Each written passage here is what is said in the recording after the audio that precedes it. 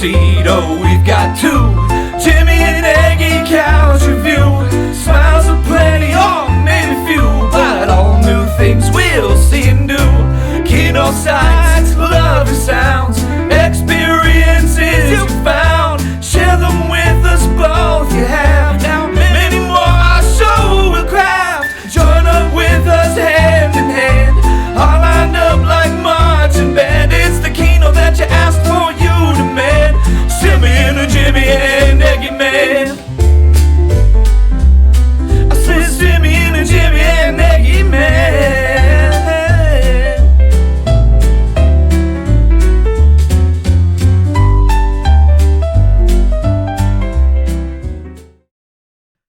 Well, folks, I think there might be a bit of a misconception that I'm just going to clear up right now. Some people think that when we do these couch videos that people pay for, maybe we are a little too positive in the reviews and that we're being phony and fake because we don't want to be mean to something that somebody paid us money to talk about. Well, let's clear that up right now. This movie was a complete waste of time and piece of shit, and I'm struggling to understand why Lego Foot Torture Man wanted to torture me with this film. What is up, my fellow treehouse inhabitants? We are here today to witness some magnificent cinema starring the late, the great John Belushi. That's right, we got some neighbors in the building, and I ain't talking about incels. I'm talking about as far from them as you can get, because John, he liked to party, very relatable man. 1981, that was a good year. I think we had just as many stock crashes that year as what's happening today on April 3rd or whatever day it is. How are you feeling going into this fantastic film, Mr. Jimian? Well, we don't know if it's fantastic yet. This might be the film that caused John Belushi to commit the overdose suicide that perhaps he suffered shortly after this film's release. This was a request from Lego Yoda Foot Torture guy. He's back again with another film request. And John Belushi and his comedic duo partner Dan Aykroyd, they've made many films together before, The Untimely Death, and this was the final film of Belushi's career. And maybe he wanted us to watch this because last year, Eggy, we became neighbors. We're a comic duo, they're a comic duo. Hopefully it's better than the Seth Rogen Franco Neighbors movie. Is this a remake, or is that a remake of this? Hopefully not. To be honest, I'm going into this film pretty blind, but I will say, it's such a contrast to have such a great neighbor now. I once had a very not so great neighbor. It was this woman with an art degree, and she would wake me up a lot. We lived in a duplex, and it was like a side-by-side duplex. And she would fight her ex-con boyfriend a lot for some reason. I don't know why, but they would throw plates and things at the wall. And it was the wall that was directly up against where I would sleep. Like my bed was on this wall. So it's I would sleep getting here. Banged directly against you? This is when I used to have to work first shift, and I was also simultaneously going to college. So I'd be up late studying and be like, all right, that's okay. I'm going to go hit this first shift. I got to make some money. And then just...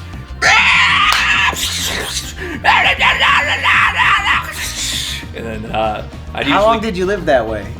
Well, she would get arrested, but he wouldn't press charges so that she'd come back and do it. So, I did live there for an entire year, but her presence there would be kind of in between her being in prison or jail or whatever. They'd hold her off somewhere, but then he'd be like, oh, she's my special lady, though, and she's so special to me. I wish she was back. And then she'd come back, and, they do it out in public. They'd be out in the street and just, rolling around in the street.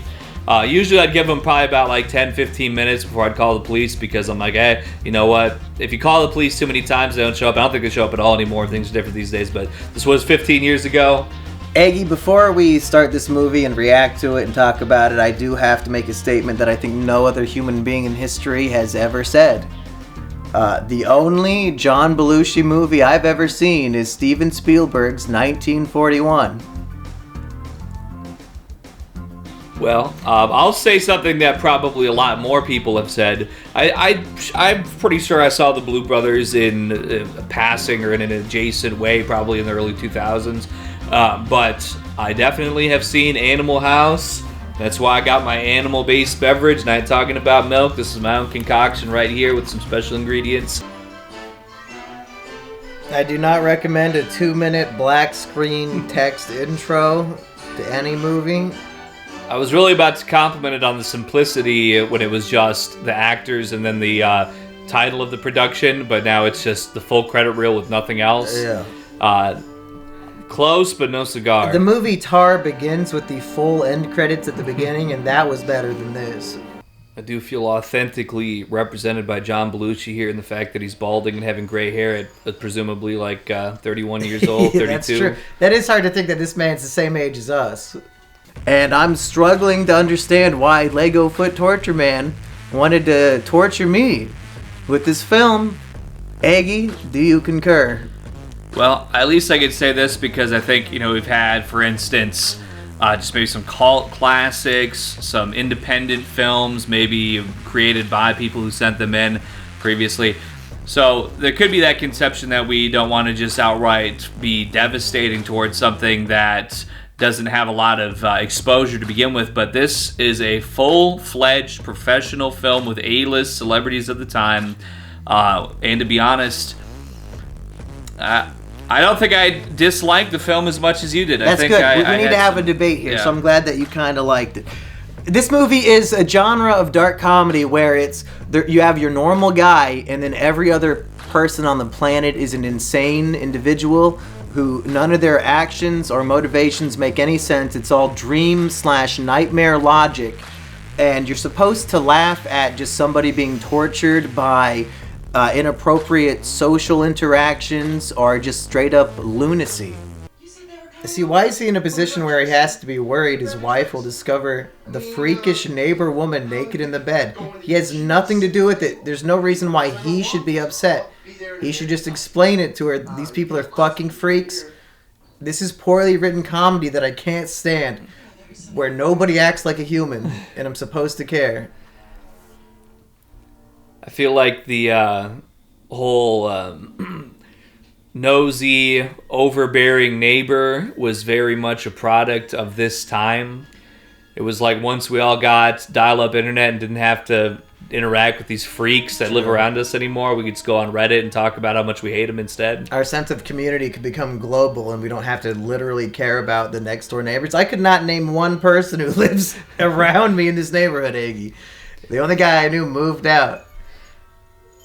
Frankly, in my experience with my neighbors, usually I just, the only time I learn who they are is so that I can specifically avoid ever running into them, because I'll do it like one time, and I'm not saying it's as bad as this film where I'm being robbed instantly, but, I did have some things, some possessions taken of mine by a drunken neighbor here or there, like, oh, bro, I just need that real quick, and they need it for a lot longer than real quick, maybe forever. You borrowed your can opener 15 times? Where are all the can openers?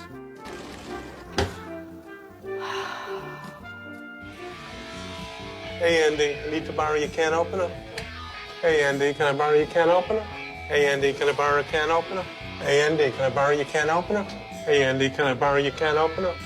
Hey, Andy, can I borrow your can opener? Hey, Andy, can I borrow your can opener? Hey, Andy, can I borrow your can opener?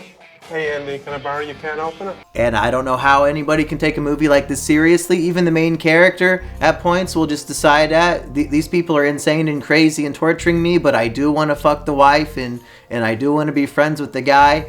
So I can't even have a modicum of respect for the main character, Eggy, but tell us why maybe it's not as bad as I'm saying. Well, I mean, there were just points where the jokes and the writing and the pacing and everything were enough to elicit some laughs out of me. The way that I ended up reading this film, it kind of changed a little bit. It was a little uneven in the beginning maybe, but as it went on, the way that I was reading this film is that John Belushi is an autistic man. He lived in the city once. He was overstimulated. He had sensory overload. He decided he's going to move to literally the end of the road.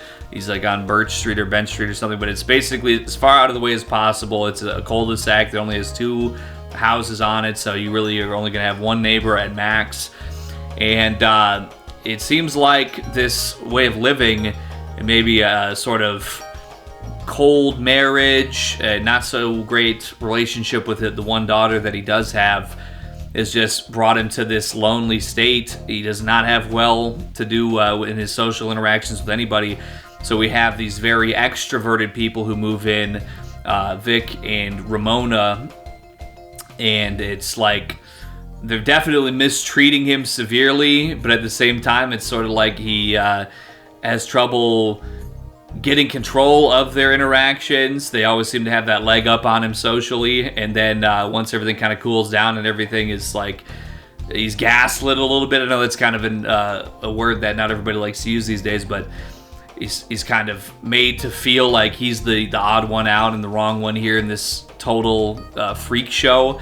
And then after everything cools down and they sort of start pulling back away from him, he doesn't have this social element in his life in any capacity. So as soon as they start pulling back, he's like, oh, well, you wanted to shoot your gun at me and, like rub on my wife or whatever. I mean, I guess that's okay because nobody ever wanted to be my friend, so I guess that's okay. And frankly, it's tragic more than anything, probably. Yeah, in a sense, I'd say it's the most nihilistic movie I've ever seen because it implies that the basic loneliness of an adult male in his mid-30s just sitting at home alone watching TV is a worse fate than being friends with people who literally torture you. This movie implies it's better to be with people who bully you and treat you like shit and point shotguns at your face because they want you to drink out of a dirty coffee cup.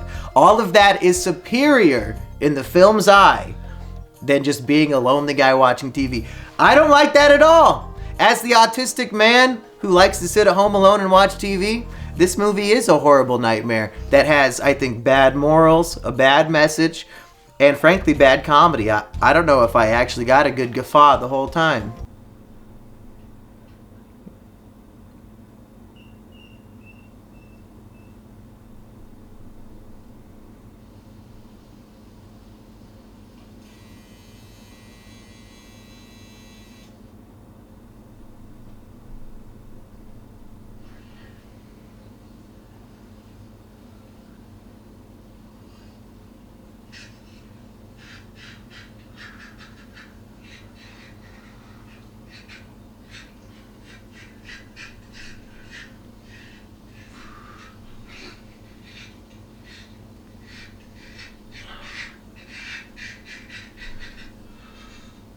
Yeah, I mean, listen, I've lived John Belushi's life, and hopefully a little bit more. We're both 33. It is what it is, or that's as far as he made it. I'm trying to make it a little further. But anyway, being a balding, socially awkward man who's put up with a lot of ill-advised situations in life, I would completely find myself in the inverse of the film's message of the conclusion, the final scene of the film. They come back in, they're like, well, you know what, why don't you just leave your family and let's go to we don't know where, but life's a party, man, you gotta live your life.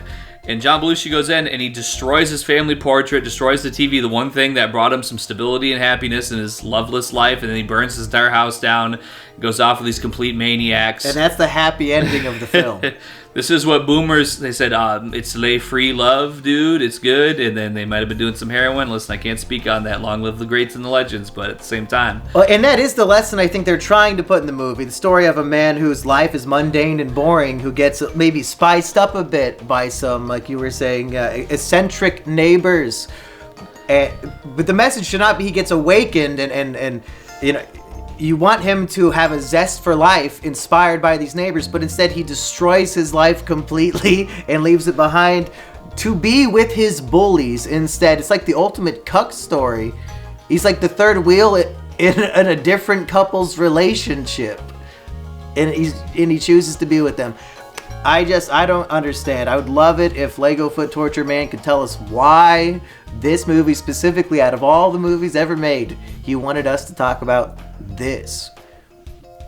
And aside from just the nihilistic standpoint, comedically speaking, I did get some National Lampoon energy from this. I know that Chevy Chase was one of those original cast members for SNL, so maybe they had some just leanings in this way. I feel like the National Lampoon's like Christmas and all that stuff, I think I was also around the same time frame, early 1980s, maybe late 70s for the first one. But there's just the sort of thing the one that always stood out to me when I was a kid was the movie Beethoven, where like the dog like just destroys like people who have nice things, good stuff, and it's like funny for some reason.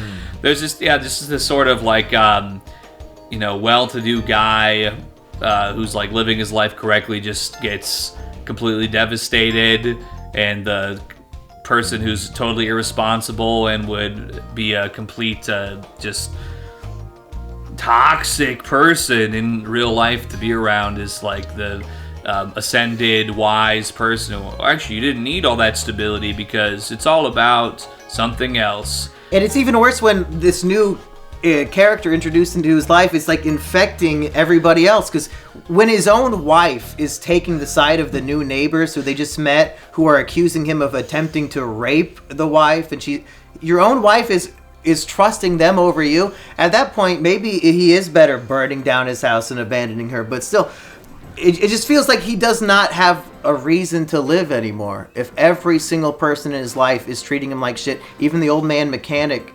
who he's done nothing wrong to is just punching him in the gut. Well, and it's like the liberation on the part of Dan Aykroyd's character is so shallow because we just see numerous instances throughout the film where it's sort of like he's being this sort of more energetic component that maybe that John Belushi's character has been missing, and then all of a sudden he'll like flip on him like bipolar or something like that, like, what did you just say? What did you just do? And then it's like all the energy's gone, so how long is it going to be? This ending scene doesn't really bring this liberating feeling when you've just seen this exact same instance play out so many times throughout the runtime of the film. It's very much a stress nightmare with no logic, no reasoning. Most of the scenes in the movie could be shuffled and played in any order, and it would not change the events of the film because the scenes don't have a story that lead from one step to the next. It's just they're annoying and torture him in this part of the house, then they do it outside in the yard, and then they do it with the car and in the swamp. It's bullshit. I'm going to give 2 recommendations of movies that do this exact thing better, and one of them's not even good. Me and Kino Corner back in the day reviewed a horror movie called Karen, and it's the exact same plot where a Karen moves in next door to a black couple, and it's a legitimate horror comedy, and I'd say every single element of that movie was done better, and it was complete dog shit. Terrible movie.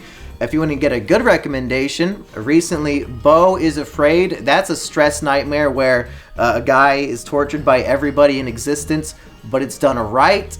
I like Beau, so go check out those instead.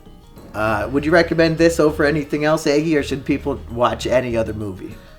I'm not going to say it really brings anything enough unique to the table to justify a recommendation.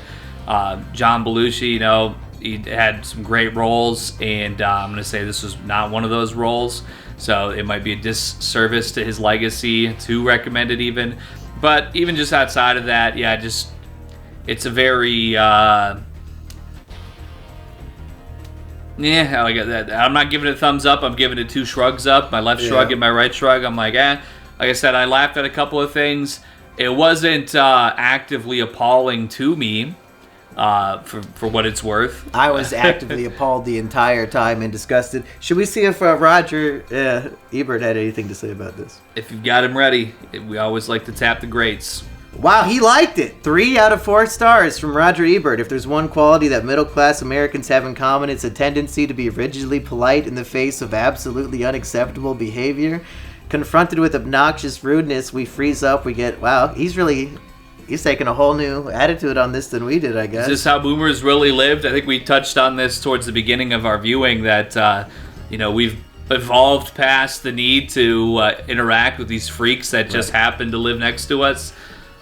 Yeah, I guess we've evolved as society so far in the last 45 some odd years that this movie is no longer good. Maybe it was the best they could do back in the day for unruly neighbor comedy, but yeah, we've grown past it. We don't know who our neighbors are anymore, and I wouldn't put up with one moment of this behavior.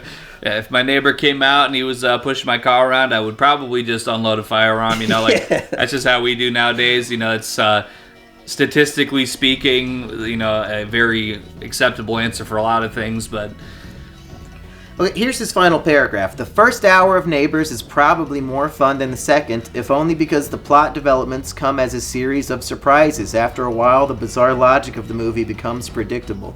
Would you agree with that? Because I feel like even in the last 15 minutes, we get like the third instance of the neighbor wife saying, John Belushi, I want to fuck you. And he's like, oh, fine, I guess I'm going to give in. Oh, I'm going to shave. I'm going to get my shower and suit all ready. And then he comes downstairs and it was, for the 8th time, a trick. And the whole family's waiting for him to have a dinner with them instead of the delightful fucking he was hoping for. Well, I kind of feel a little bit in John Belushi's shoes here because at the beginning of the film, it was so bizarre that I was thinking either there was a mental illness component, maybe possibly a supernatural component. How were people moving around? I think some things just really had no logical explanation. And just like John Belushi at a certain point in the film, I feel like I gave my defenses up. I said, I'm just going to take it as it's going to come. It might be a negative towards me. It might be unpredictable in an uncomfortable way. But trying to make sense of it at any point was really reaching nowhere for me. So I just basically said, hey, I'm just like what they said Ramona was, porked by a fat man with no recompense. And I put my hands up, and that's how I took it. I think to conclude my review, I'll say both Ebert and Belushi are better off dead if they thought this was a worthwhile movie. It's complete dog shit. I'm excited that the next couch review we were paid for is called House of the Rothschild, some sort of Jewish propaganda movie. Hopefully that'll be more interesting than this. I think more historically accurate in the way that will satisfy a logical mind. This film, if you have a logical mind, that would probably be the instance where I would absolutely recommend you do not watch this film because it's going to be hard to take if you're not going to let it wash over you like a fat man's adipose tissue. Peace, people.